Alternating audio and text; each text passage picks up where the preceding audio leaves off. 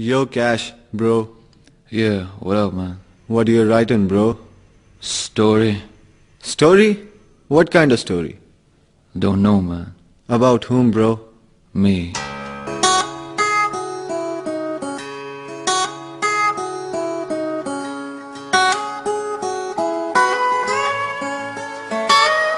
I was 16, I was probably too dumb and cold to understand what life really means. Too young to differentiate between reality and dreams. Too foolish to believe loved ones don't leave.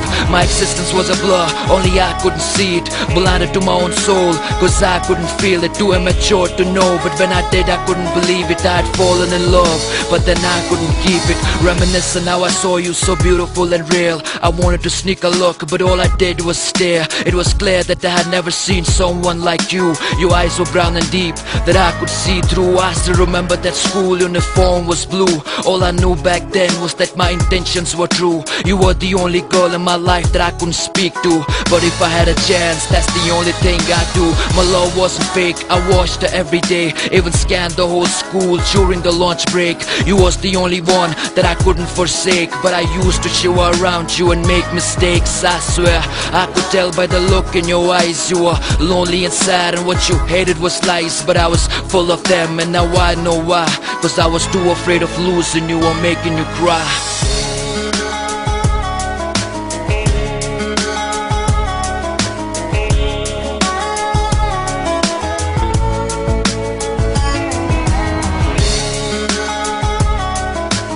Oh man, that's real cute. So tell me, what happened, please?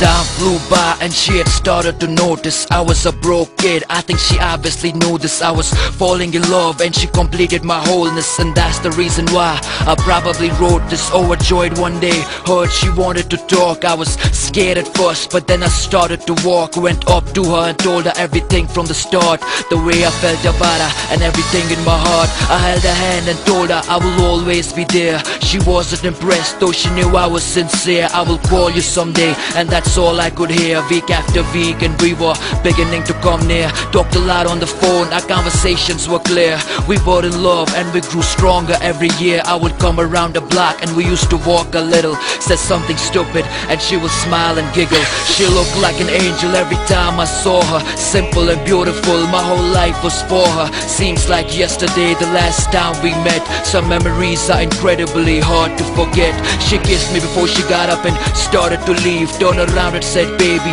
you need to believe I'm yours forever. I will never regret I loved you, but my parents are forcing me to forget you. But my parents are forcing me to forget you, forget you, forget you, forget you. Yeah.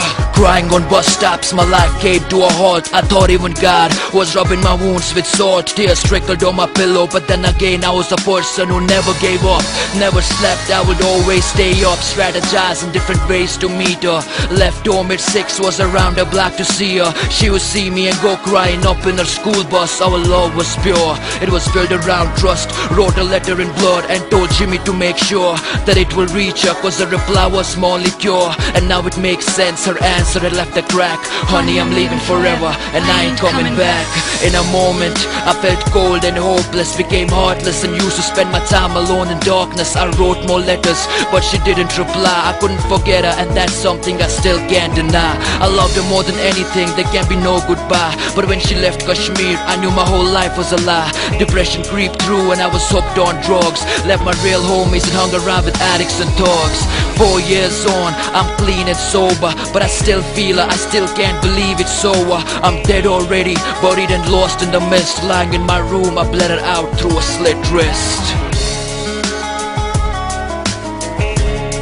Yeah, MC Kash.